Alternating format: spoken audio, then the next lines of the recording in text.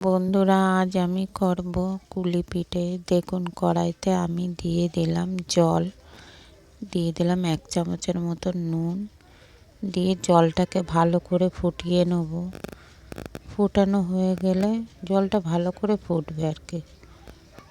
দেখুন টকবক করে কেমন জলটা ফুটছে। ফুটিয়ে দিয়ে দেবো আমি চালের গুঁড়ো। 1.5 কাপের মতন আমি চাল গুঁড়ো দিয়ে দিয়েছি। দিয়ে ভালো করে নেড়ে চেড়ে চালটাকে ভালো করে ভাপিয়ে নিতে হবে, সেদ্ধ করে নিতে হবে।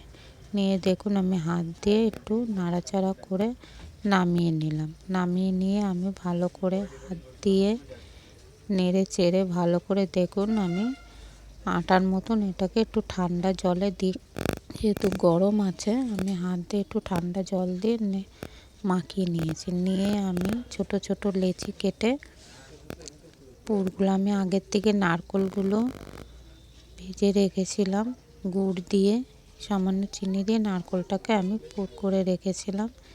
এবার আমি লেচি কেটে এক এক করে দেখুন একটা করে আমি কুলি পিঠে বানাচ্ছি। একটা বানানো হয়ে গেছে, আমি আর একটাও বানাচ্ছি। দেখুন এটা কিভাবে আমি মুড়ে মুড়ে করছি। আমার ভালো করে মুড়ে মুড়ে মোড়ানো হয়ে গেছে। আমি একে রেখে দেখুন কত সুন্দর হয়েছে। এবার কড়াইতে আমি দিয়ে দিয়েছি দুধ, 2টো এলাচ ফাটিয়ে দিয়েছি। দিয়ে ভালো করে নেড়ে চেড়ে আমি একে দিয়ে দেবো 1.5 কাপের মতন 1.5 বাটির মতন চিনি। দেখুন দুধটা একটু গরম হয়ে গেছে, দিয়ে দেবো আমি কাজু কিশমিশ।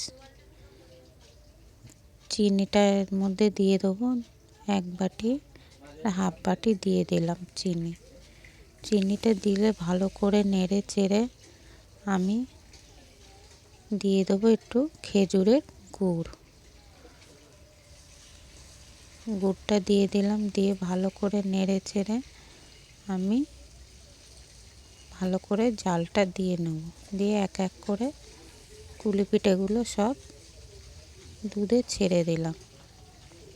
দেখুন আমি বেশি দুধটা ফোটাইনি, গরম হয়ে গেছে। আমি কুলি পিঠেগুলো সব এক এক করে ছেড়ে দিলাম।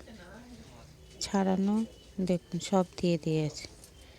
এবার দুধটা ফুটে গেলে আমি